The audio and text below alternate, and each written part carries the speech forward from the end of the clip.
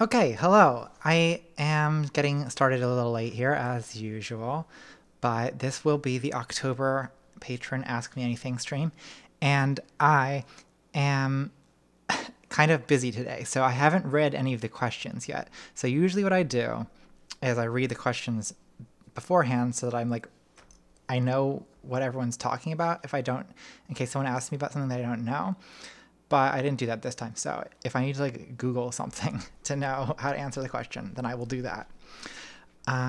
Let's just go ahead and dive right in. I'm going to do Patreon questions first, as always. And if we have time at the end, I'll look at super chats or the chat. So, Denara asks, first question, any books you recommend reading for us? Well, probably my favorite. I'll just answer this more generally because I don't talk about books that much. I guess generally, probably my favorite writer for just pleasure reading is David Sedaris, who writes these really funny kind of short essays or stories, nonfiction, and he's pretty famous. So a lot of you probably have already read David Sedaris, but if you haven't, read. The classic ones are like Me Talk Pretty One Day, Naked, When You Are Engulfed in Flames, and Exploring Diabetes with Owls. These are just collections of his short stories, nonfiction stories, and I love them. Let's see, what else? I've been reading, I'm trying to get back into reading more. I've been reading Middlemarch, a Victorian novel by George Eliot, which I actually read before a few years ago, but I'm trying to read it again now because I kind of have been craving something a little bit more intellectually stimulating, because most of my media consumption these days is me YouTubing all day and then watching It's Always Sunny in Philadelphia before I fall asleep. So I'm craving something with a little more challenging. And Middlemarch is a really deep novel that's kind of hard to read, but it's also just it goes into real depth with people's psychological inner life, and it's about this small town in rural England and the complicated social relationships between all the people, and it's just it's pleasant for me right now to remember that there actually are people in the world capable of empathy and capable of sophisticated thoughts and feelings about other kinds of people, and really great novelists are good for reassuring yourselves of that. So Middlemarch is good if you feel like reading a long, difficult but rewarding novel. And then the other thing I've been kind of reading on and off for a couple months now, I just kind of pick it up and put it down, is Quentin Crisp's autobiography, The Naked Civil Servant. Quentin Crisp, I've talked about him I talk about him in my video commentaries because I used a clip of him in one of my earlier videos. But basically who he was is, he was a gay man who was born in I forget when, 1910s or 1920s in England.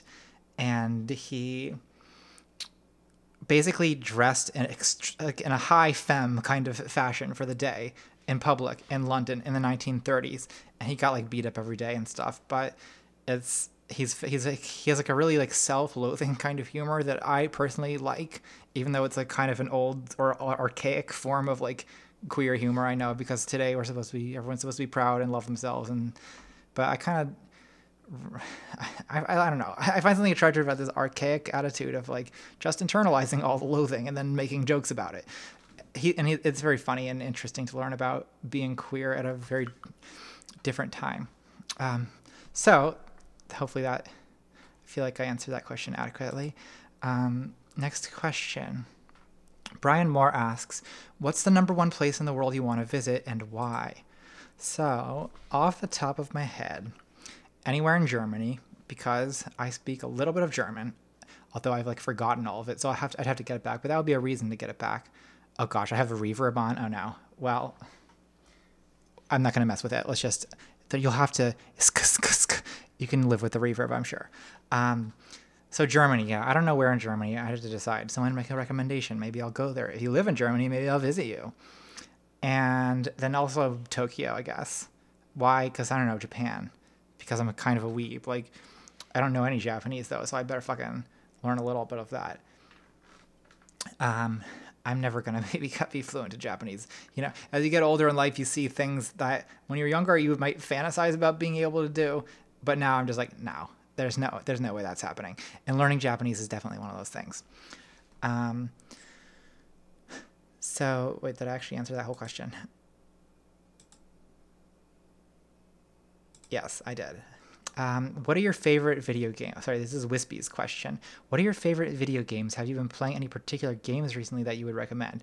So I basically don't play video games right now because I don't have time. Like, all my time is spent working on ContraPoints, basically. That's like the only thing I do. And also, like, you know, working on transition stuff. And I like sometimes have friends too. Occasionally, I guess I leave the house and like go out. But I don't have time for video games really. But when I do play, I mean, I tend to play the stuff that I play on stream. So like The Sims and Jackbox Party Pack. I don't have like a deep, you know, I don't play like really hardcore, you know, first person games or anything like that. I've played a little bit of Overwatch, but I'm not good at it. Any classic, I'm sorry, I'm looking at the chat, Wispy follow-up question. Any old favorites? When I was a teenager, I fucking loved Morrowind. So I played that shit all the goddamn time. What else? I don't know. Pokemon. I'm a fake gamer girl. We've gone over this. Okay. Sarah Adams wants to know, favorite article, book you've read. A favorite academic article or book you've read. Well, let's think. I've been out of that world for a while now. So it's a little bit hard for me. I mean, what's coming straight into my head is, again, I've talked on this channel before about Wittgenstein's philosophical investigations, which is what I think, it's to me like the only philosophy book besides Plato that I ever really think about these days. And it's like a really informally written book that's divided into numbered paragraphs. And in my opinion, like the first like 25 paragraphs of philosophical investigations are like the most clear thinking passage in all of Western philosophy. And I think that everyone should read that. And so I guess that counts as an academic book. And that's just what popped into my head when you said your favorite. So that's my answer that I didn't think about, which hopefully tells you something. Ms. Contrary asks, what is one topic you haven't covered on your channel but want to? Well, there's a lot of those topics, of course. There's a few subjects that I keep thinking about making videos about, but always just end up not doing it. So one would be like Islam, and it's sort of the role of Islam in contemporary political discourse, are related, terrorism and what causes terrorism. I've always wanted to do a video about like the gun issue in America. I've wanted to do a video about Black Lives Matter, although that I feel is like past its peak of relevance, you know what I mean? But, you know, there's going to be, even if Black Lives Matter is kind of passe, like there will be a thing like Black Lives Matter again soon because these issues aren't going away. So part of it with these kinds of topics is like, it's sort of a matter of it becoming a major topic of discussion in the news or on YouTube. That tends to be what prompts me to make a video, is like, well, not all the time, but other people making videos about it. Sometimes I also have like some like more like evergreen kinds of topics. Like I want to do a video about like postmodernism and truth and that whole conversation. I might do that soon, actually. I don't know. I'm thinking about it. I'm drinking absinthe again, by the way. I'm just like, the amount of absinthe I consume in my day-to-day life is just preposterous now. Like, just absinthe fiend all the time. Okay, Alejandro Herrera asks, if you didn't get into philosophy while in your undergrad, would you have gone with neuroscience or go into a different field? Oh, I don't know. I mean, it's hard to say what I would have done if I hadn't done the thing that I did do. I mean, if I hadn't gotten into philosophy, yeah, I guess I probably would have stayed with neuroscience. And I'm sure that I would have dropped out of that PhD too. I guarantee it. It's just not my personality. It's not suited to that kind of work. And I never would have gotten through a neuroscience PhD. Why? Because it's like that is the academic proletariat, is being a science grad student. Like, they make you goddamn go do like data entry and all this horrible work for 10 hours a day. You know, there's so much like just busy work involved in neuroscience experiments, because you have just these massive amounts of data coming from these fMRI studies where there's just huge folders of images, and like they have to be correlated with all these other things. And it's like, yeah, I would have ended up quitting. So it wouldn't really matter that much, to be honest. Okay, Brainflower asks, if or when you interact with other people in your dreams, oh boy, here we go, do they see and gender you correctly? Oh wow, that's an interesting question. Do you notice that your gender in dream world coincides with public perception of your gender as you transition? I don't remember any recent dreams I've had, although I think that question is prompting me to remember. I have a vague, so this is a very mystical sounding answer, but I have just this vague sense, without being able to recall for you any particular dreams, I have a vague sense that in my dreams, my gender comes up as an issue a lot. Like, I have dreams about like being misgendered or being gendered correctly. I think I have dreams about, like, you know, trying to navigate particularly the world as a trans woman. Like, I know that I have dreams that are on the themes of these subjects. I think it's a mix. Like, I think my dreams kind of reflect real life, whereas like sometimes I'm treated as a woman in my dreams, and sometimes I have struggles where people don't want to do that.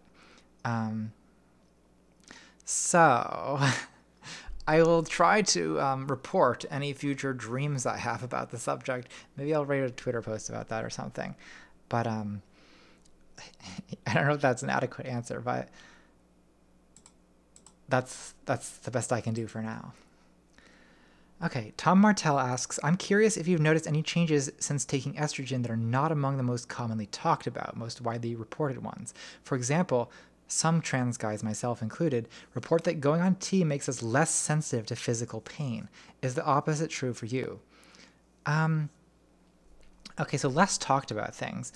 I mean, I've heard about the increased, like, you can have an increased pain sensitivity. I haven't noticed that, but I also haven't done a whole lot of things that involve being in pain. So let's think of, I mean, what to me are the, like, less talked about things? Well,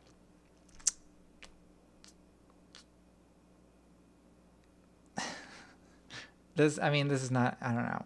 I feel like I've talked about most of the things that I've noticed. I've talked about spironolactone makes you pee more. That's not very interesting because it's just a diuretic.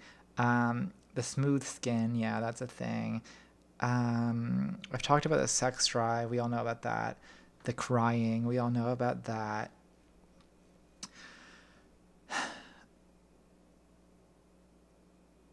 Yeah, I guess, I don't know. I guess I can't think of anything off the top of my head that's very much like, no one talks about this.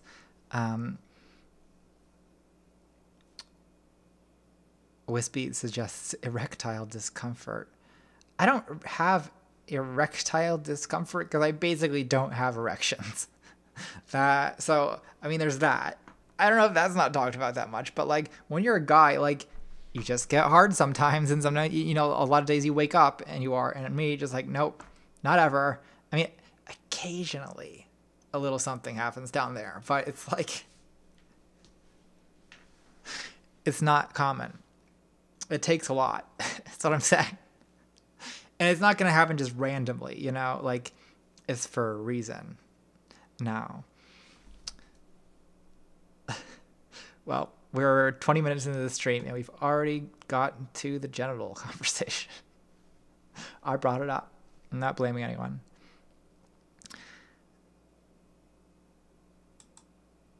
Okay. Lyric asks, what advice do you have, if any, for a trans person trying to move out in order to have independence from their family during their transition? This trans person is also a full-time student with limited time for a real job and is trying to find a way to apply their writing skills to freelancing, but knows that's not the best plan. Wow, this is like a very pragmatic question. How to move out of your parents' house while full-time student. I mean, see if you can find a group living situation with people who are friendly to trans people. So post on Craigslist about that. Mention that you're trans in the ad. Write shotgun approach, write to a bunch of people looking for roommates, mention that you're trans, make sure they're okay with it. That's probably the best way to go if you're a student is group living, and make sure that you're with people who are okay with your being trans. Because I totally understand the need to have independence from your family when you're transitioning. And it's actually, I have a living situation where I'm alone most of the time. And that's been really good for me because I like having privacy to go through second puberty. And you know what I mean? It's like a very personal process, and it's good to be able to be alone. So you definitely, I would think, want your own room if you can get it. But if money is really an issue, if you have having a trans roommate would probably be cool, right? Because you can kind of support each other. So you could try to figure that out. Hopefully that's, I don't know, I feel like that's obvious advice, but hopefully that's somewhat adequate. Justin Kusner, I don't know how to pronounce this. Hopefully of course I'm saying it wrong. Sorry. Have you been to Pride before? What did you think? Also, any thoughts regarding the argument about Pride being too commercial or versus corporate involvement being important because it promotes LGBTQ plus programs in the workspace? So yeah, I used to go to Pride in Chicago when I lived in Chicago. I wasn't out as trans. I would just, go. And I like it. I like degeneracy, so I like that aspect. I tend to be pretty introverted, so a parade is a lot for me. But whatever. Alcohol is kind of the cure to my introversion, so I just get drunk and it's fun. So what do I think about the corporate thing? Well, we live in America, so everything is going to be corporatized, and that's just, so I think that we all should be, anyone who's not aware of the fact that corporate support for LGBT plus is being really naive, and you should understand that, of course, the reason they're doing this is simply because it's what they think is profitable and not for any other reason. However, because we live in a really corporate capitalist country or society, part of being accepted involves having the corporations into you, right? Should we the fact that Target or whatever celebrates LGBT rights, should we celebrate this as liberation? Probably not. But is it better than the alternative? Yeah, definitely. So that's, I don't know, that's what I think. I guess it could become a problem if people feel that more radical elements of the movement are being suppressed because of the corporate thing. I don't know, but I have yet to hear of that happening exactly, so I couldn't exactly say. Okay, next question. James Rands asks, how long do you think Trump has left? In August, I was kicking myself for not having got a pool going on when and how he would leave the presidency, and I had reckoned around September, October time this year. Looks like I was wrong, but it can't be very much longer. For what it's worth, I'm now thinking of a cocaine overdose at Mar-a-Lago or New Year's Eve. Oh, James, I am afraid to tell you that I am much less optimistic than you. I think we're stuck with him for at least the rest of the term. I don't think he likes the job, but I do think that he wants to hold on to the power and attention and fame that comes with it. And alas, I don't see the Republicans impeaching him anytime soon. So for the time being, it really looks like we're stuck with this. I mean, so I think let's hope to God that the Democrats come up with someone good for 2020 and start thinking about January 21st, 2021. I know that I'll be in my mid-30s and it's like the rest of our lives are ruined. So it seems, but no, it's not. We just have to learn to survive. I think we're stuck with the fucking guy. That's what I think at this point.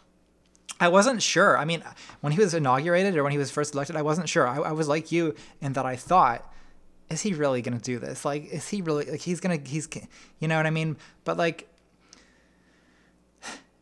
the guy threatens to go to nuclear war on Twitter. He has just violated every rule of political decency, and the Republicans haven't really done anything about it. So I just can't think of what he's going to do. That's going to be too much. Like, it's just going to be more of this every day for the next 3.5 years. Alas, that's what I think is going to happen. I hope I'm wrong. I hope to God I'm wrong. And yeah, if lightning hit Donald Trump, that would be great, to be honest, because Pence is a piece of shit and I would hate it, but it would be better than Trump. So that's what I have to say about that. Garrett Mitchell asks, should we get rid of the Electoral College? If not, why? If so, should it be replaced by something or just go with popular vote? So in short, yes, we should get rid of it. It's obviously undemocratic and bad. I don't know. I'm not like any kind of expert on election systems, so I shouldn't really be the one to decide this. But I will say that during the French election, the last French general election, I was learning about their electoral system, and I thought that was very interesting and a good system. Basically, what they do is they have a kind of plurality of candidates, and the two candidates who win the most votes out of that then have a second round election where it's just between the two of them. This, I think, is a much better system than America's system, and it basically is a popular vote kind of system. The person who gets the most votes wins. It's a really shocking idea, but I think it would be better than what we have. Findings of Isaac asks, in the current political climate, I think most of the left are feeling rather pessimistic for what are obvious reasons. Exactly. You mentioned on the Hangout yesterday that you have a hard time buying into the whole Vive la Revolution thing that a lot of leftists go for in response to these desperate times. And I guess that begs the question, what do you think is the way forward? Do you think it's possible to change the system from the inside? Is the system even salvageable? Oh boy, how do we fix the whole world and capitalism and all the problems? Well, I'll tell you. So I'm going to do a stream a stream on this channel in the next week with a certain revolutionary Marxist, and we're going to have exactly this conversation about why I don't think that's a good idea and so on. Basically, there's two reasons. One is like I think that it's simply not going to happen. I just can't even imagine really the situation where there's like a violent uprising and that turns out well in the United States. But I also think that I do think that change is possible from within the system, and I think that if certain things could happen, it really would be possible to improve. And I think, I mean, so here's an argument. So I'm like, there's kind of two kinds of leftists, sort of, right? I mean, there's obviously more than that. But like one way of dividing up leftists would be to do like the identity politics left, which people would put me in that category. And then there's the like socialists left, which would be the like Marxists. And I think that in America, in order to achieve any of the socialist goals, we first need to achieve the identity politics goals, particularly fighting racism. Why? Because I think that there's this, in the current American culture, it is impossible to promote socialism successfully because racism is too big of an obstacle.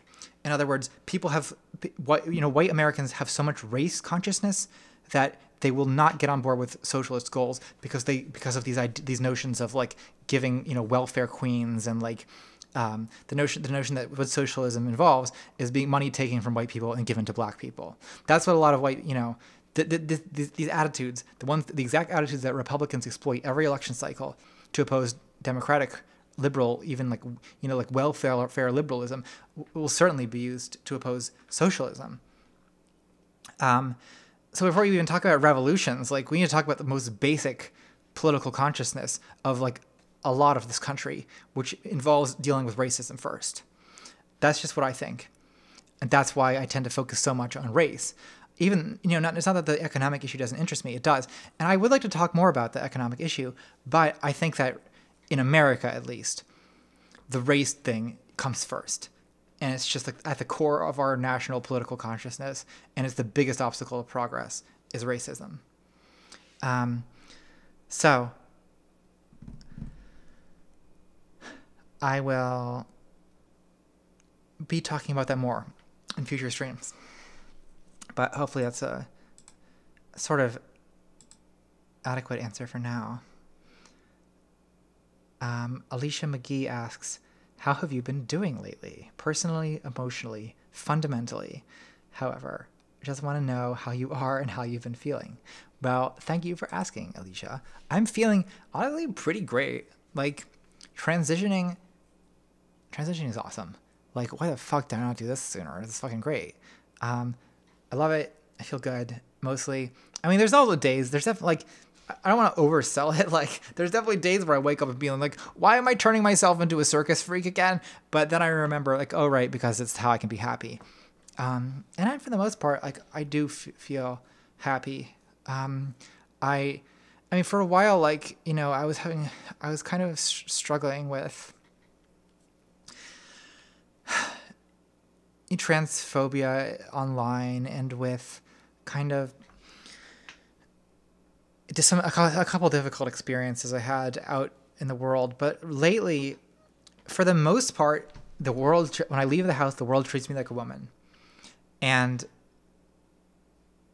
it's so nice that, because I realized that, like, in the last month, like, I've made just a huge amount. I mean, I'm going to talk about this more the next time I do a transition update stream. I'll probably do it next week.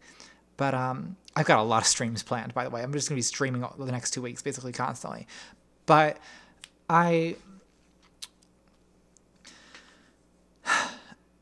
just feel so much better than I did, and more confident, and just all kinds of positive things are happening. Like, I feel like I'm growing into my voice too. Like, I still have a lot of work to do on the voice, but when I listen to my voice from literally 2 months ago, and how different it is now, and how much better, and how much I have already adapted to the new voice, like, I actually do kind of feel proud of it, because I've worked a lot on it, and it's not perfect, and yeah, it's still a source of huge insecurity for me, but I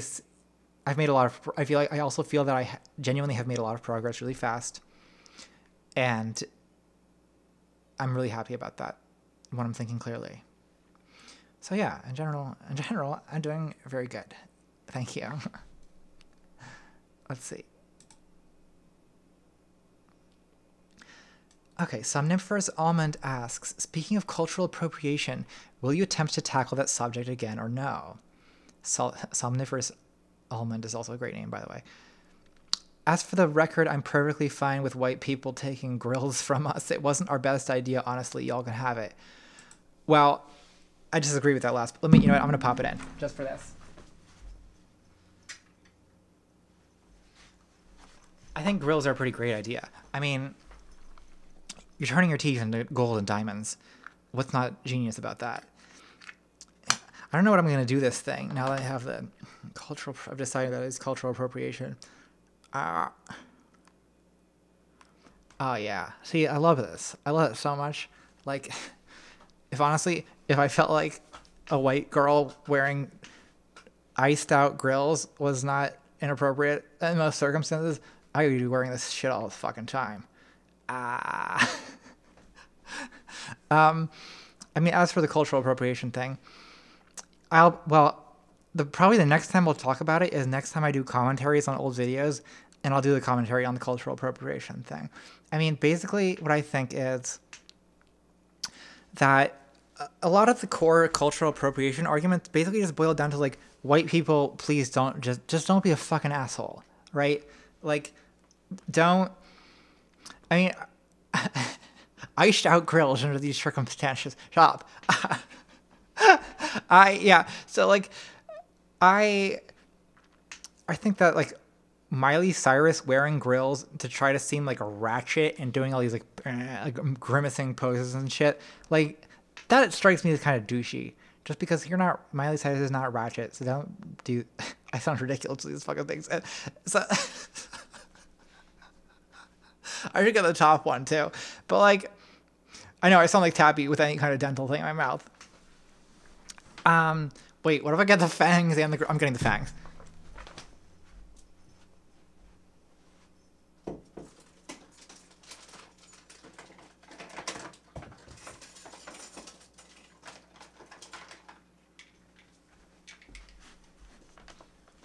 All right, this is not the greatest Patron live stream ever, and I'm really gonna talk like Tabby now because I'm gonna have no part of my mouth functional.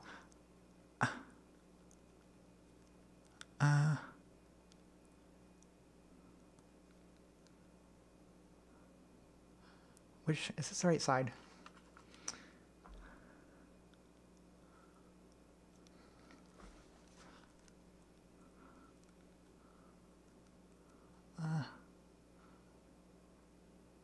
There we go. All right. This is ridiculous.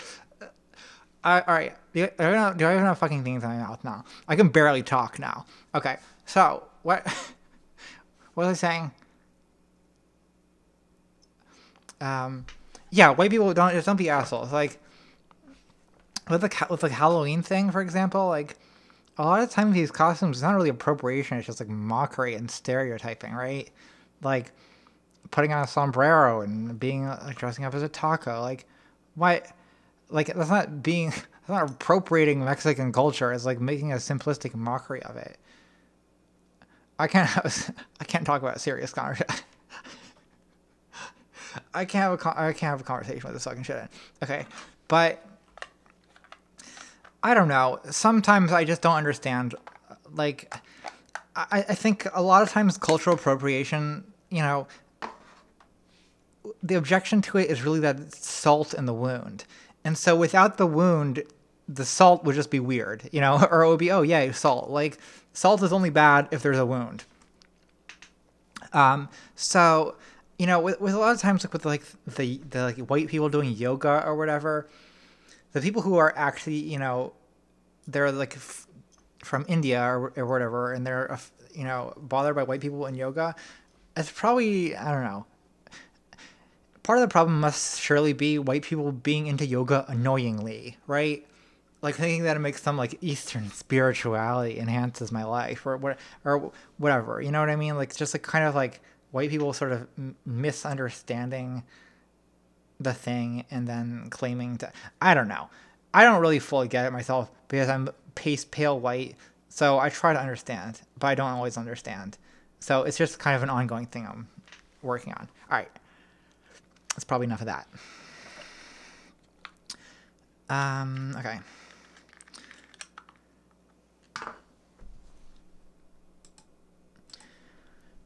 Fruit asks, hey Contra, fantastic work on the degeneracy video. Definitely feels like you're getting better with each video and can't wait to see what your concepts in your future. Thank you.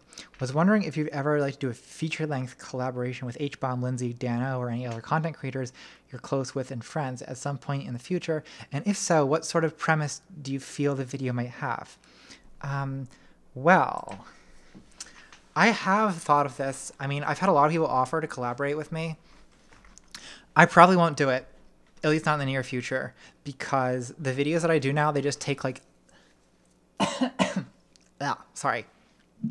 The videos that I do now just take so fucking long that I kind of like don't want to spend like a whole month's video on a collab. I'm just like, I don't know. I'm part of it is also, I'm also like, I'm kind of like a control freak about my videos, and like I want creative control over so much of it that opening my channel up to a second creative voice. I mean, not that there's not other creators, like the three people you mentioned, like any of them, I'm sure if they made a video with me, it would be good, because I trust all of them as creators and as artists and as writers and as editors. They're all great at all of it. So I'm sure that anything I do with them would be good. So I don't know, maybe I'll do it, but it's just, for now, it's not on the table in the immediate future, but I'm sure some people would like it. So I've thought about it. Okay, let's see. Next question. David, your name is so hard to say. David the Benevolent Malevolence. During your time on YouTube, would you say that there are any thoughts you have had that would be something inconspicuous that you have come to a realization over? Hold on, there's a follow-up explanation.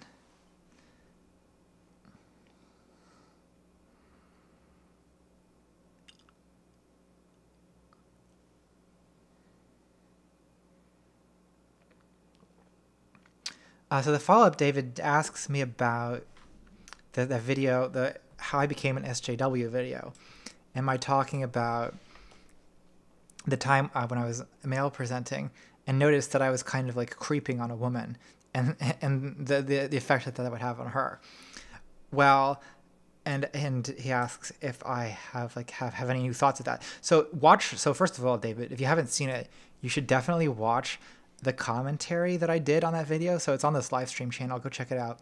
And I talk about that moment in particular and in depth, because I have had thoughts about that now. And I think basically that, well, I think a few things. One is that testosterone is a hell of a drug. It makes you lust after people on the street, and it makes you have really intense like sexual arousal just in response to like visual stuff without any kind of like relationship to the person, or you know what I mean? The kind of stuff that me and a lot of other estrogen people feel that we need to be sexually attracted to someone. I now feel like that. Like I'm not really sexually attracted to strangers anymore, because I don't know, my emotions just work differently with a different hormonal balance. So that's one interesting observation. Another one is that I no longer feel like, since I've, now that I present female, I no longer feel like I am looking at other people. I feel like people are looking at me when I walk around outside as a 6'2" trans woman, and I don't look at other people. I don't make eye contact. I don't look at anyone's legs. I don't do any of that shit, because I'm the one who's being looked at, and I don't want to draw any more attention to myself usually, right? Because like it's good to be invisible. Being invisible is a mixed blessing. On YouTube, you don't want to be invisible. So, I like being a spectacle on YouTube, but you don't want to be a spectacle in the train station. And this sweater, I cannot decide if it's like, is it off? Because it's not quite wide enough to be off both shoulders, but it's so wide that it's like not exactly off. It just keeps going off one shoulder, and I guess that's a look. But it feels like very 80s, right? Like, I guess just play with it and just constantly keep moving it until everyone in the audience is really anxious. I guess that's how I do. Okay, so like, yeah, presenting female, people look at you, like, and they say things to you, and that they never said to me when I was presenting male. I mean, I get catcalled now too. Like, that I get catcalled, like if I go out a lot, I get called a lot. And that certainly didn't happen to me when I was presenting male. And, I have mixed feelings about it, because on the one hand, I know that it's kind of unwelcome and it's not a good thing for guys to do, because it can make you really uncomfortable. But on the other hand, I mean, I haven't been presenting female very long. And it's gender affirming, and I kind of like it. And I feel like I shouldn't like it, because like feminism, but I kind of like it, and it makes me feel good. I mean, and there's like different kinds of catcalling. Like sometimes the guys will just say like, "Looking good, baby," and like I like that. That's always good, right? I like that. But then sometimes like, and sometimes it's weird. Like yesterday I was walking through the alley, and I see a car, I hear a car coming up behind me. So I like quickly walked off to the side so the car could pass me.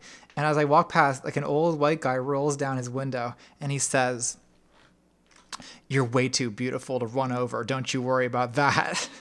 I was like, thanks. Like, it's kind of, I don't know, it's like a little bit aggressive, but you know, to me, why do I like it? Well, it's because it never fucking happened to me before. It never happened to me when I presented male. People, you don't talk to you when you present as male, when you present as, I don't know. Yeah, guys say weird shit. Like, it's not always just like, you look good. It's also just like, sometimes it's just weird, aggressive fucking shit. And I feel like, I don't know, like different women and different body types, for instance, get different kinds of comments. Like, I think the stuff I get is less gross and less sexual because my body doesn't have certain attributes that for some reason prompt men to do that. So like, if you have like a very curvy, but this is just something I've observed from like listening to cis women talk about this. Women who are very curvy, who have like, my hips do not flare out at all. So there's no ass to speak of. There's nothing to turn around over your shoulder and look at, you know.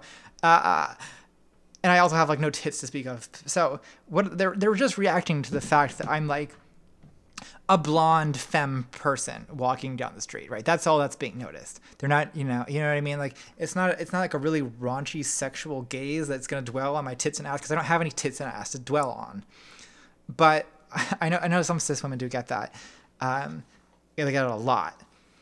But, you know, being catcalled, it's like not necessarily about you being attractive. I mean, it's a little bit about that, but not really, right? Like, it's about you being a woman.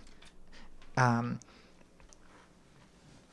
about you being femme in particular, right? Like, because I know women who have like shaved their heads and start wearing like plaid flannel and stuff, and they say, yeah, they get like much less of it then.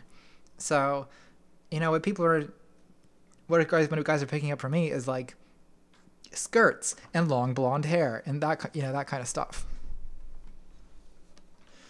And you know, when it comes like out of the window of a car or whatever, like they haven't even really gotten a good look at you at all. So I shouldn't be that gender affirmed by it, right? Because the things that they're noticing are not like really, it's not my body exactly. It's more my presentation, but it's still like, to me, the catcalling, it confirms to me that I'm doing the presentation right, because it's like, it's feedback of some kind, you know? I don't know. So, wow, I don't remember how that question started, but that's where we ended up. Let's see. Okay. Litusino, or Litusino, I don't know how to pronounce this, but hopefully that's in the ballpark. Okay, so I'm a big fan of Ionesco and love the way you referenced rhinoceros on a recent video. I don't know if you heard of this, but Ionesco was not a big fan of Brecht. He considered Brecht to be too political. I don't really take sides between Ionesco and Brecht. I actually don't know that much about this. I just read about it briefly in a book once. It seems they're both rivals of sorts. But I was wondering how you feel about this issue in political YouTube videos. Do you put any special attention into making videos not too political? Because your recent video about the left had small hints of trying to balance political message with artistic effort. And it's something I would certainly struggle with a lot if I made videos. Oh man, that's a deep fucking question that like gets to the bottom of my soul in terms of like who I am and what I'm doing. Like, that's really, I mean, that's the question I'm always asking myself. And like, personally, with regards to Brecht, I kind of agree with Ionesco. Like, I think that Brecht as an artist is not that good. Marxists are going to get mad at me for saying this. But I just don't think they don't think the play. I mean, I kind of like Free Penny Opera. I kind of like Rise and Fall of the City of Mahagoni with Kurt. I mean, Kurt Weill is a good composer. He is. And that music is good. The music's good. Mac the Knife is good. Three Penny Opera has good music. Dramatically, I think the like Marxist lessons or the anti-lessons or whatever are just like, you know what I mean? It's not, it's not a presentation of people as they really are. It's so much caricature and exaggeration, right? That you don't believe it. And there's this famous essay that Brecht wrote. I forget what it's called. It's about acting and theater. Someone in the comments, I'm sure, will post it. But it is basically, he talks about like how he's against the view. I haven't thought about this in years. I can't believe I can remember this shit. He writes about how he's against Aristotle's view in the Poetics of what drama and theater should be. Because Aristotle talks about sort of imitating reality and catharsis, right? Leaving your audience satisfied. And Brecht thinks sort of the opposite, that what you want to do is alienate your audience so that they leave the theater kind of like, ugh, and not satisfied at all, so that they go out into the world understanding how bad and alienating capitalism is, and then they go become revolutionaries. That's what Brecht thinks the point of theater is. Well, okay, but there's a reason why people outside of academia generally don't really like Brecht. Like, you don't go see, like, it's not that fun. You know what I mean? Like, there's a reason, like, so Wagner would be like the most anti-Brecht possible dramatist, right? I personally, well, should I say this? I personally prefer Wagner to Brecht. And I don't really like Wagner that much anymore because I'm fucking so angry at fascism that it's kind of poisoned it. That I'm so sick of anti-Semitism that just Wagner, like, oh, you bastard. Like, but the fact of the matter is I should get over that because his music is fucking good. And if Wagner, I mean, yeah, he has a tendency to write boring, too long shit, but at its high moments, ooh, those are high moments. Brecht doesn't have high moments like that. And so, I don't know, as far as what I'm doing on YouTube, is it art? Is it political commentary? I mean, it's kind of both. And I tend to think that, like, with like the best kind of art, political commentary shouldn't be the primary focus. So I don't know. I do videos where it's not, like the gender dysphoria video, right?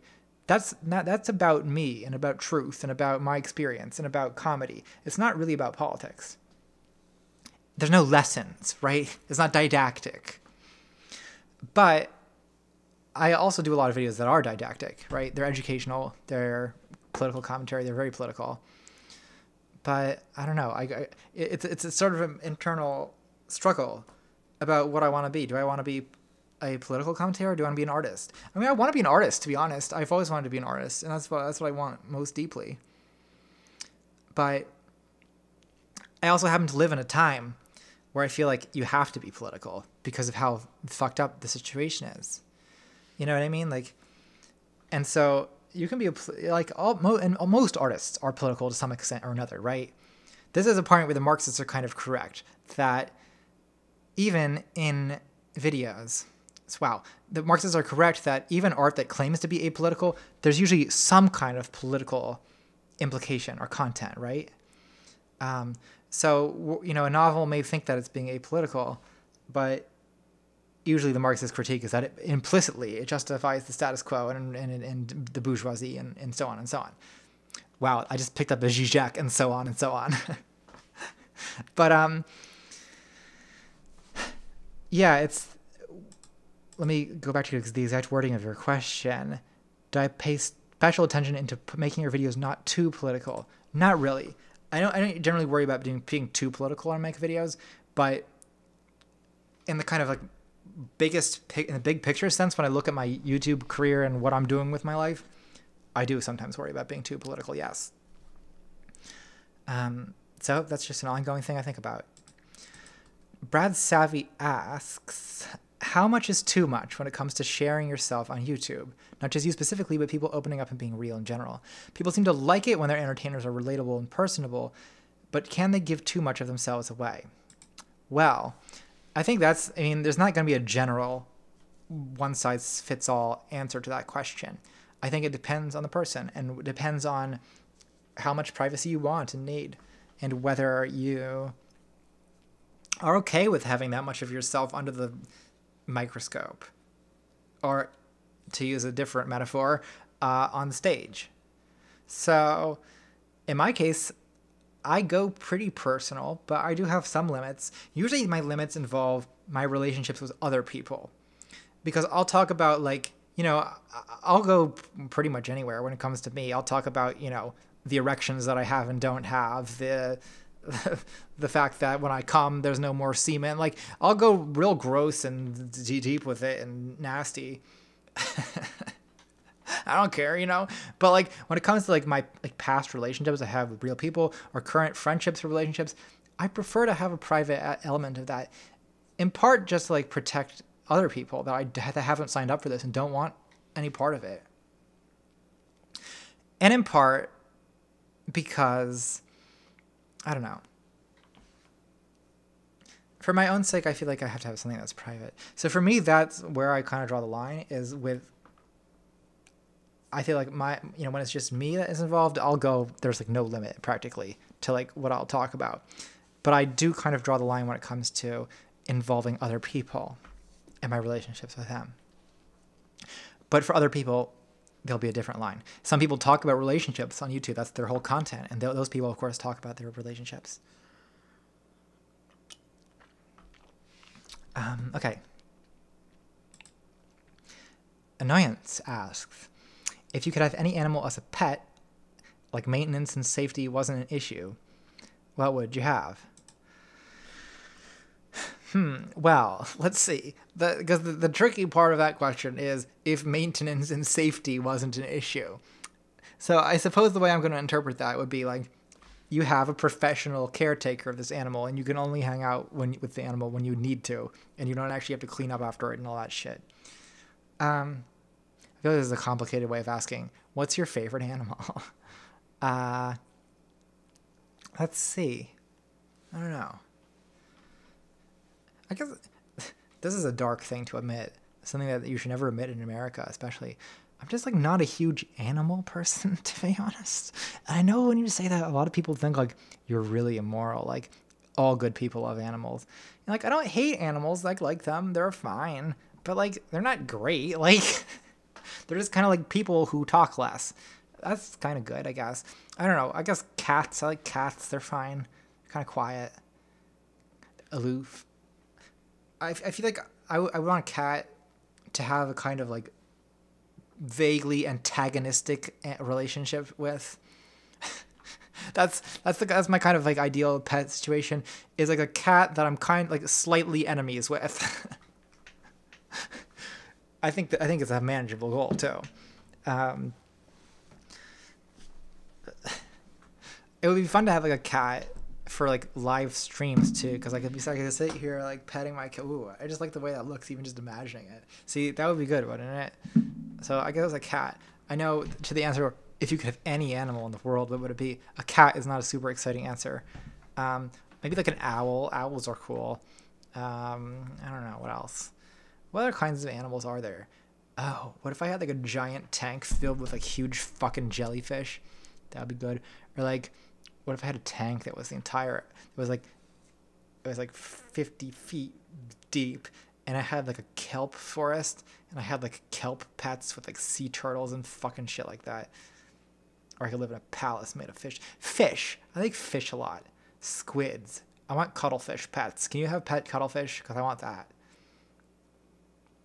If I eat one of them in a state of absinthe-induced madness, well, it's just an added bonus.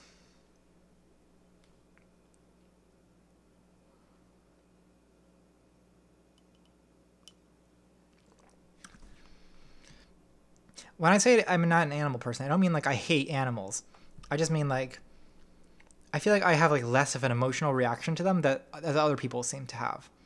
Like, other people like will look at these like cute animal Twitter accounts and stuff and just like lose their minds, and I'm like, yeah, it's cute. Like, I see that it's cute, and I feel slightly warmed by it.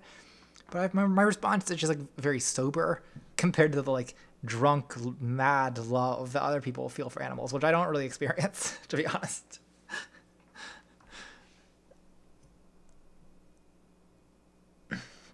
Okay. Nicole Russell asks, "Hi Contra, I found you thanks to your debates and stayed because I love your artist style, fresh takes, and strategy. I feel like it's become an increasingly common belief among leftists that people can't change or can't be educated or that they're lost to the other side. I fear this is a losing strategy and just false. With that issue in mind, in what ways have your beliefs changed the most and who helped you get there? What were their strategies?" Okay, so first of all, I totally agree with the first part of this question. Like, it's one of the things I find really frustrating about being on the left is that there's a lot of people who think that you shouldn't talk to people who aren't leftists, and that you shouldn't even like make jokes about them. That the only attitude we should have is like violence and hostility. And okay, fine, I understand why some people feel like that. But the problem is that they also think everyone else should be like that, or else you're also like complicit in the evil. I don't think that's true at all. I very much do not think, I mean, bad as the current political situation is, are we at a situation where it's total war? There can only be insults and violence exchanged. Like, no, we're not, it's not that bad. Like, it's bad, but it's not that bad. There's some kind of kernel of goodness still left in this country. And I want to grow that kernel. And I think that I think it can be done. You know, and even with people who are not themselves like salvageable. So, for instance, I mean, maybe I should say, on a completely unrelated note, I've agreed to debate Blair White again next week. And Blair White is someone who will never be, I don't ever expect to be saved, but she has a gigantic audience. A lot of them, Blair is the only trans person they really know exists. And they think that what she says is just what's true. So, I need to get up in there and disrupt that situation, I think. Because I think I can do a better job of it than I did last time. Last time I was awkward. I wasn't good at live streaming it. I didn't look at the camera. I was wearing that goofy pink wig. I was like sort of like gender queerly not confident in myself yet. And unfortunately, I spent what I wanted, you know, what people respond to is like the beauty contest. Can I beat Blair in a beauty contest? No. But I can take a stand. And I think if I smile and I'm cute and have good makeup and I'm correct and have all the facts on my side, which I do, I think there's something to be said for doing this. And I think it's worth trying to do. And like fucking no one else will do it. I'm literally the only left person who will set a fucking foot near Blair White at this point. But I think it's worth doing. And I still hear from people all the time, like you said, who tell me like they found me from Blair's debate. So, okay, let's do it again, I guess, you know. And I think also I've learned about how to debate more. You know, don't, like last time I came at Blair with a bunch of accusations. That doesn't work. Because you have their fans who are watching this, and your accusations against them will be felt as accusations by the fans.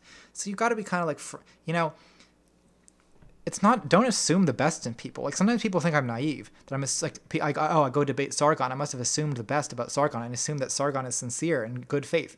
Absolutely, I don't assume that. But here's what you do. You pretend that you're that naive. And you pretend that you give them the benefit of the doubt. Why? Because it's more attractive to the audience.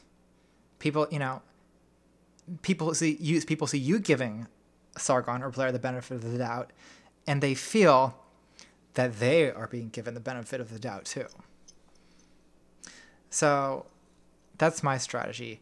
I mean, do I expect other people to want to fucking debate Blair White? Absolutely not. I would never, ever tell someone they're doing the wrong thing because they don't want to do this. That said, I'm going to look at the chat because I want to see what you guys think about this. I've been invited by, I won't say who, a few times now to debate somewhat high-profile alt-right people, including Tara McCarthy and Lauren Southern. Both times I've initially considered it, but eventually turned it down because of circumstances that I thought were bad. I turned down the Tara McCarthy debate because Tara McCarthy was calling me a tranny on Twitter, which I felt like was a violation of the basic agreement of civil conversation. And Lauren Southern debate I turned down because it was going to be on a university. And I thought it would be hypocritical for me to participate in an event that involves bringing someone who's a fascist into a space like a university that's supposed to be designed to be inclusive, even for the purpose of the debate. So I turned both of those things down.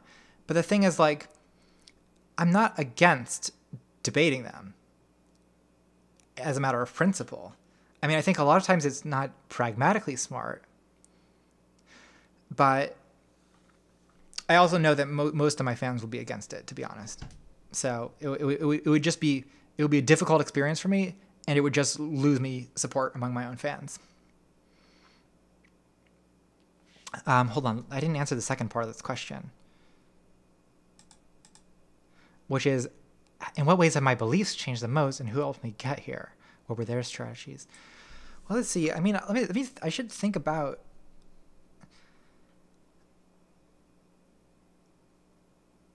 I think, like, my beliefs have changed a lot in the last year and a half, especially with regard to things like the role of, like, centrism in radicalizing people on the right. You know, the way that, like, even once fascists are exposed as fascists, they still basically will be defended by these. But I don't know. Who has convinced me of things? I'm trying to think, because a lot of the ways my beliefs have changed have just, they've been through my own observations. And maybe we always feel like our beliefs are changing because of our own observations.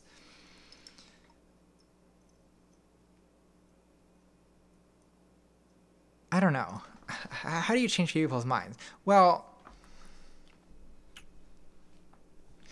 I find that in my experience with changing other people's minds, you want to present to them an invitation.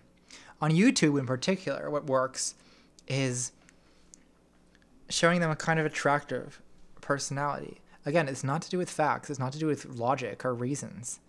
Like, people don't really, most people honestly don't give a shit about logic or reason. They think they do. They think that that's how they think, because they have no self-awareness of how they actually think. What they notice is, in fact, personality and just sort of social dynamics. People are not rational creatures. We're social creatures and emotional creatures. And people think they're being rational, but they're not. So if you want to convince people, yeah, it's good to have good reasons and logic. Granted, that's a bonus. if you have those things, that helps. But it's not the main thing. The main thing is showing them a person who they relate to and who they're sort of willing to feel something in common with. Belief is like, part of believing something is true is to have a certain feeling associated with that thing. And in order to help someone gain that feeling, they have to feel that they've sort of been invited in. And so by othering people, you're always pushing them away. And by othering, othering is a very, like, social justice warrior word. And it's usually used to describe, like, what happens to minority and disadvantaged groups, right? But you can also other people by calling them racist, you know, in the sense of you are vilifying them. And sometimes they're being villainous and they fucking deserve it, you know. Sometimes you have to do that to show other people what someone is. But if you want to convince a person, like, what you should not do is do what Tabby does, right? So it's one thing for me to call Blair transphobic, but if I get up on the stage of Blair White's debate, for instance, and I say to the audience, like, fuck you, you fucking transphobes, like, that's not going to do shit except get me hated by a lot of people. So you have to kind of, like, yeah, of course they are, you know, a lot of people are transphobic. How do you make them less transphobic? Well, don't come up on YouTube with a video called, like, this thing is transphobic. If you do this, you're transphobic. If you do this, you're transphobic. That's problematic. It's bad. Like, no one's going to listen to that shit. Even the people who already agree with you find it abrasive. What you have to do instead is think, okay, I know you think these things, but let me show you this. And you have to kind of, like, pull them in. Like they got to be seduced. You got to be very sweet and kind and open to very shitty people or people who believe shitty things. Easier said than done. But what makes it easier is, for me, I find it very difficult to do this in live debate. It's really hard in a live debate situation or in a live conversation situation to be this generous. But in a scripted video, well, I can sit around and think and be calm and just, be alone at midnight with my glass of absinthe. And I'm thinking, like, how do I want to write? Not just what arguments do I want to make? Of course, I'm thinking about that. But also, what kind of character am I? What kind of personality is attractive? Like, what is the narrative voice of the argument, right? What is the dynamic between the speaker, me, and the viewer, the audience?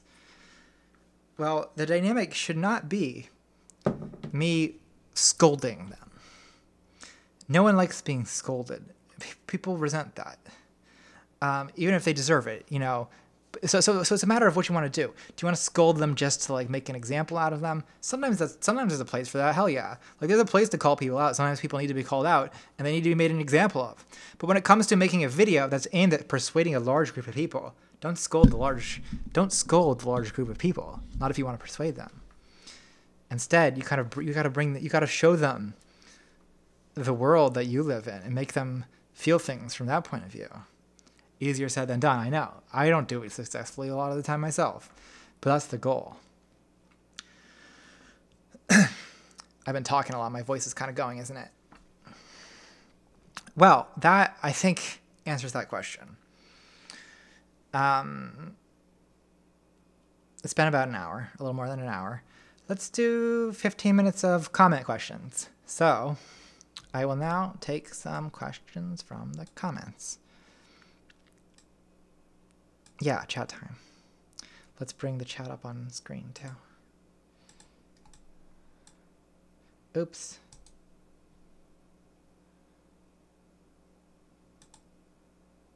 There we go.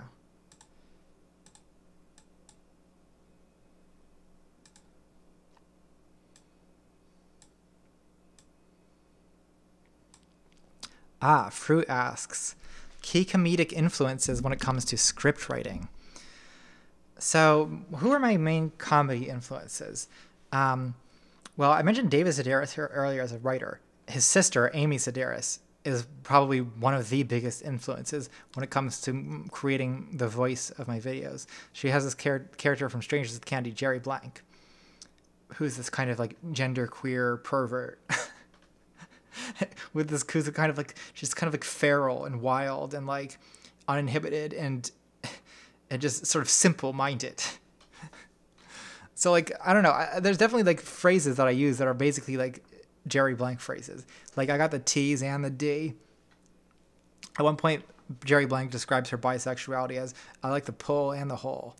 That's definitely kind of an echo of that. So she's definitely a voice influence in terms of writing. I guess I still have a little bit of red letter media kind of influence. I mean, most YouTubers do who do this video essays, right? Or who try to do funny video essays. They, just the idea of having like a somewhat, academic or critical narration interrupted by madness, right? Or interrupted by little sketch comedy. Like, red letter media sort of invented that on YouTube, or at least they stylized it in a certain way that I still kind of am doing that, although I think I really moved away from them stylistically to the point where people don't usually think to compare me to them anymore, as they did when I first came out on YouTube. Sorry. What other comedy influences? Louis C.K.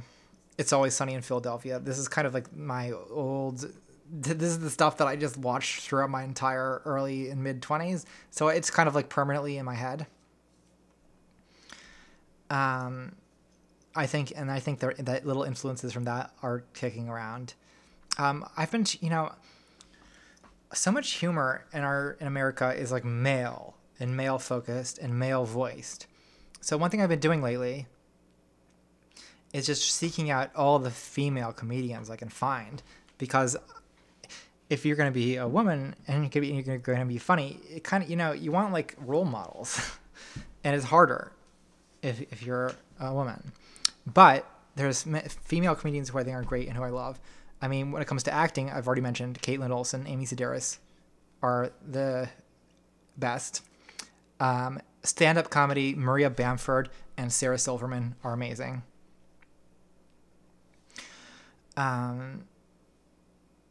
So these are people I'm thinking about and listening to recently. What else? Will I ever do a catcalling video? Alicia asks. I probably won't do a whole video on it. It's just not. That's kind of like a Marina Watanabe length topic. I tend to do videos that cover like a huger thing, but I might do I don't know why. Is that how her last name is pronounced? I don't know. Feminist Fridays. You know Marina, right? I don't know why I thought of her when you said, because I can see her making a video about catcalling. That's why. I probably wouldn't do a video just about that, but it might be part of a larger video.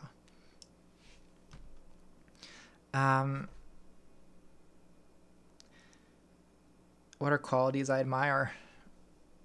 Funny, humble, or at least honest about their lack of humility. Self-awareness, I guess. Self-awareness, humor, cool-headedness. I think I admire in other people. Oh God, I sound like a anti-SJW, a fucking emotional SJW. No, I mean, I think I admire both being in touch with your emotions, but also like being somewhat restrained with them. You kind of want to be, you just want to be perfect. I admire people who are perfect in every way. Okay. Podcast with Aina. I know she always wants me to talk about Islam. It's just so like it's so hard to do that right. Like there's just every way to do it is gonna offend so many people. It's just like I don't know. I'll probably do it, but it's hard. I shouldn't. Again, we're not. She's yeah. You should wear a hijab. Yeah. Do you realize how much cultural appropriation complaints are going to be about that? I can't do that. I just can't do it. I don't think I can. I mean, if I can think of a way to do it that I think is going to be like not offensive, but especially at this cultural moment, like Muslims are getting this is a salt in the wound moment, right? Like with the amount of shit that Muslims have to deal with now, they don't need fucking white girls wearing hijabs for jokey jokes. That's my current feeling about it. Is Scotch? Yes. Scotch is very yes.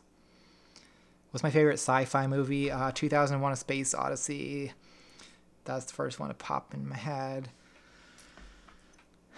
Not a super original answer, I know, but I happen to like it. Did I have any turning points for coming out, realizing trans identity, deciding to get on hormones? I was just talking to a friend about this, actually, and about how noticing just the beginnings of like male pattern hair recession at my temples, that was a big motivating factor for me. Right, it's the first scene in the gender dysphoria video, right? Is my hairline receding? And it was noticing that and realizing like it's gonna make a big difference if I do this now instead of waiting for 3 years. First of all, second of all, I realized I would rather have an intact hairline than a functional penis. And that thought, I was like, that's not a thing a man would think. I don't think I'm a man, and so that definitely was a kind of a catalyst for getting me on hormones. Certainly not the only thing, but that's one.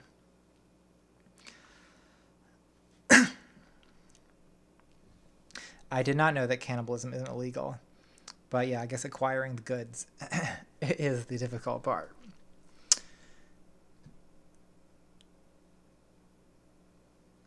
Allison wants to know, will I be doing more? Yeah, I mean, the video called The Left was not really meant as an analysis of leftist ideologies. It was meant as a analysis of leftist rhetoric.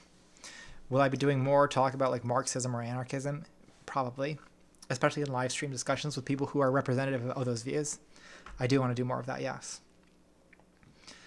What are my thoughts on monogamy? I don't know. I'm not sure it's for me. It kind of hasn't worked out in the past, but then again, I've been like the wrong gender the whole time. So who knows, basically. We'll see. I'm kind of taking a break from dating and relationships and all that shit while I figure myself out. But when I'm done with that, when I'm done figuring myself out, we'll see. We'll see what I have no idea. Basically, what I think. But as far as what other people do, I think they should do whatever makes them happy. I don't care. Other people want to be monogamous, fine. If they don't, fine.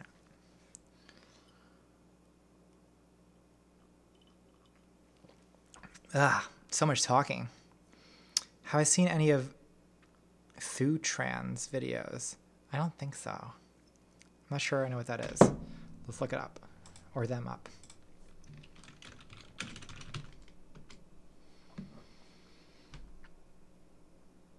I don't know what that is.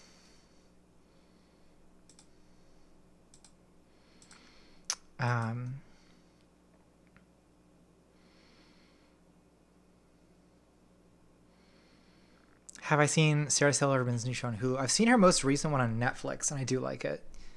I don't know if that's the one you're talking about. It's the one where she says, stick a pin in it a lot. I thought it was really funny. I think she's so funny. Hold on.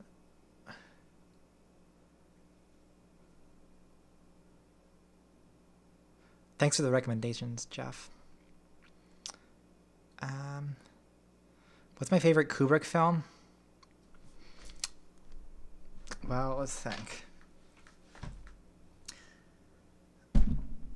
The best ones, the ones that are in the ones that are in the cards are 2001, A Clockwork Orange, The Shining, and Full Metal Jacket.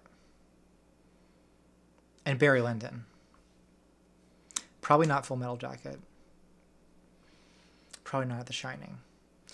I would say Barry Lyndon and 2001 and maybe A Clockwork Orange are sort of the trinity for me. I don't wish to zero in more than that.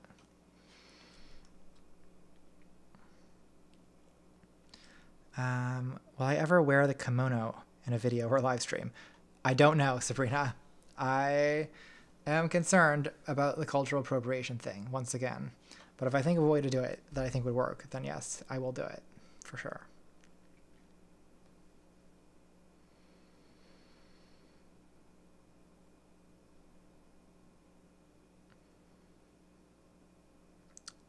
When people took me for a trans woman, when I thought of myself as a cross-dresser, I was always kind of into it.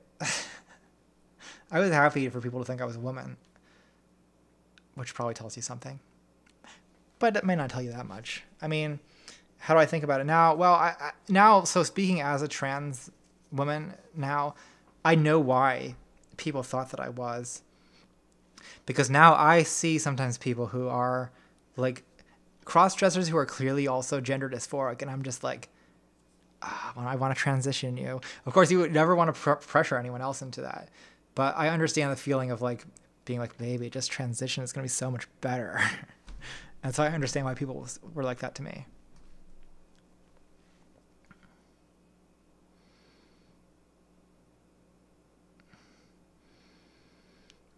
What are my favorite H-Bomber Guy videos? I really like, I mean, the ones that I'm remembering off the top of my head as having made a big impact on me were the kind of, the peak of my watching his channel was the kind of peak of his doing social justice topics. Like I love his analyses of video games and movies and media, but there's so many people who are doing that so well, whereas like he's kind of like the only person who's doing really funny videos about social justice. So, I mean, all the you know, his breakthrough success was with the Arini stuff, which I still think is hilarious.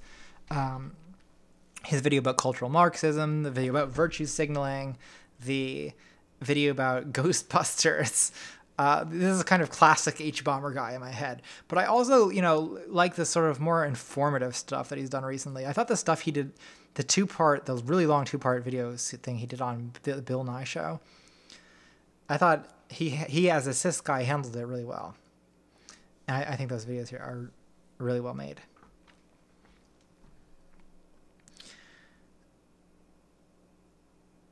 Yeah, we can hang out at VidCon. Absolutely.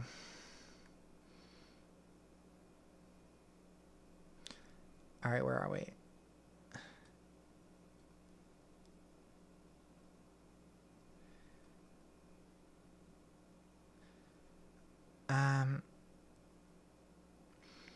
What are my plans for my hair?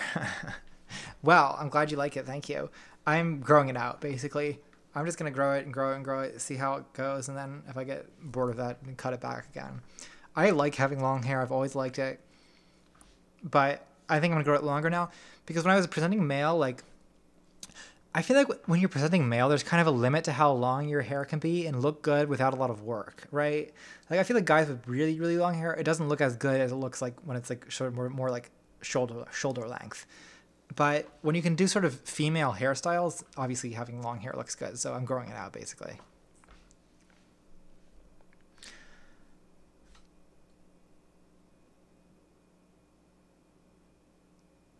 How would I suggest someone start listening to classical music?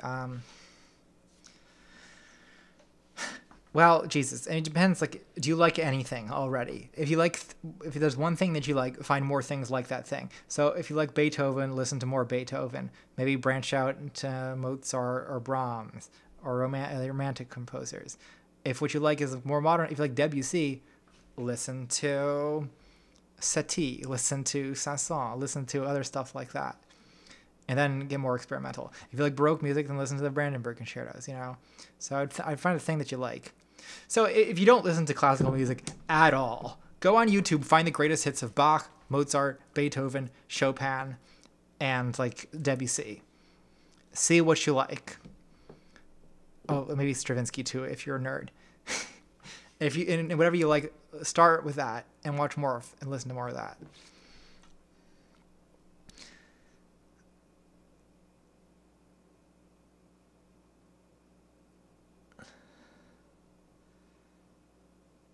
The Blair White debate's going to be about childhood transitioning.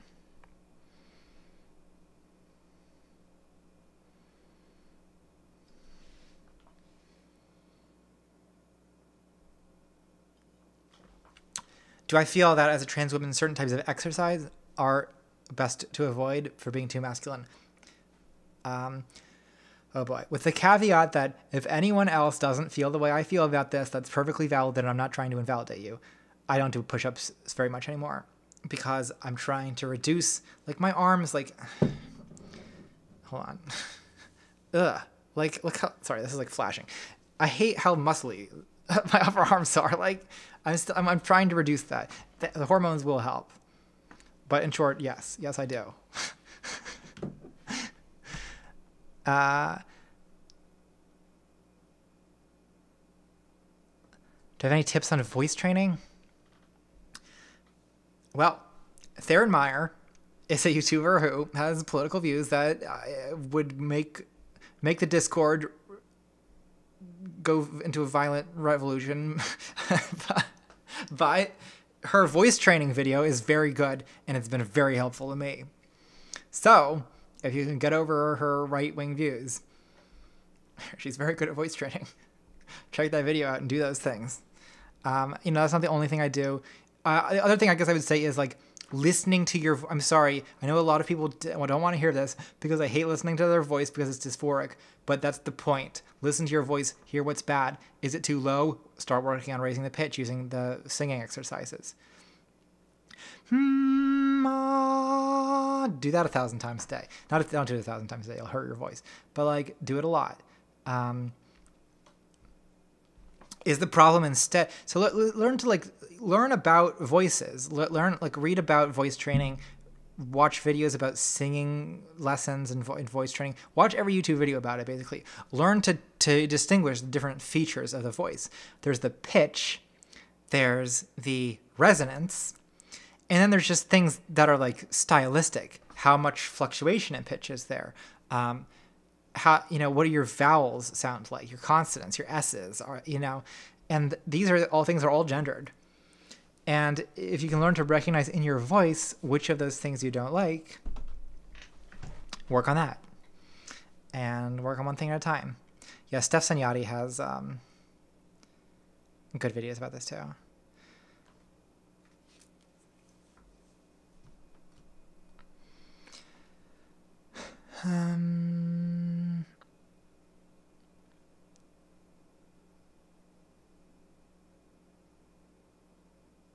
how do you expand your classical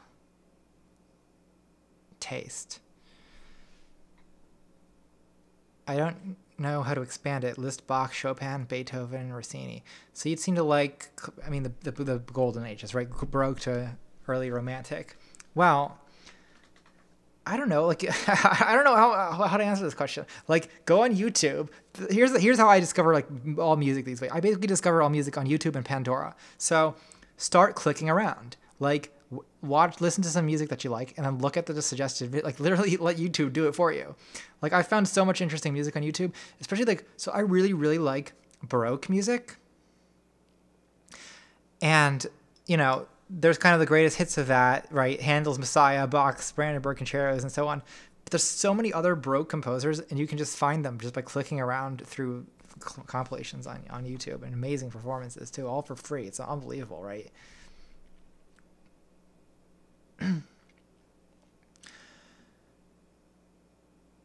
Yeah, getting a feminine singing voice. Well, interestingly, doing voice training has given me a much better singing voice. It doesn't sound like a cis woman singing voice. It sounds like a hot, a tenor now. I sound like a male tenor instead of a male baritone, which is what I sound like before. But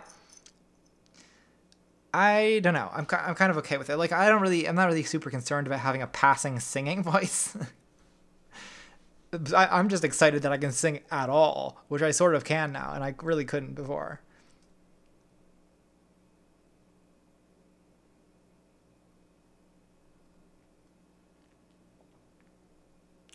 Do I still do anything writing that's not for the channel? No, not at all, to be honest. Maybe I will in the future, but right now, no. This is the only thing I have time for.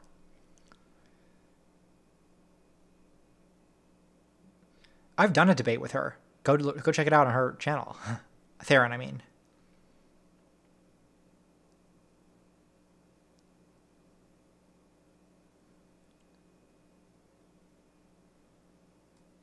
Yeah, my casual wardrobe is significantly more feminine because I'm presenting as female.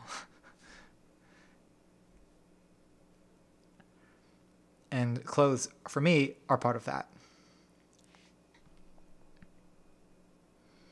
What visual artists do I like? Well, a lot of filmmakers. I guess the film is really my main medium of visual art. When it comes to like painting, I'm really so not expert on this. Anything I say is just gonna be stupid. I like Monet. Wow, so original. Do I have anything deep to say about Monet? I don't know. I love those like haystacks at the Art Institute of Chicago, with like, he painted the same haystack in like 24 different lighting conditions. That to me shows like, I just like to me, what is the ecstasy of caring that much about light, and just the pleasure that you take in the way that the same object looks in different light. I mean, I like lighting too. So maybe that's what's drawing me to Monet, is the obsession with light and lighting. I feel like an idiot whenever I try to talk about painters. I don't know anything. I don't know what I'm talking about.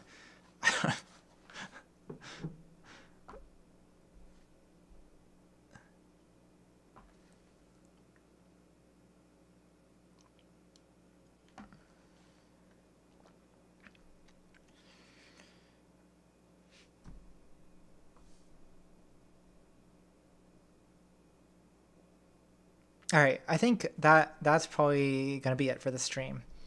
So I need to go eat something. I haven't eaten in like 9 hours. Hopefully your questions have been adequately addressed. Hopefully I didn't say anything too stupid. That's why I worry at the end of the stream. I'm like, oh God, what the fuck did I just say? Like, it's hard to talk. Just like, you try sitting in front of a camera and talking for 2 hours and not saying anything dumb. All right, love you all. Talk again soon. Bye-bye.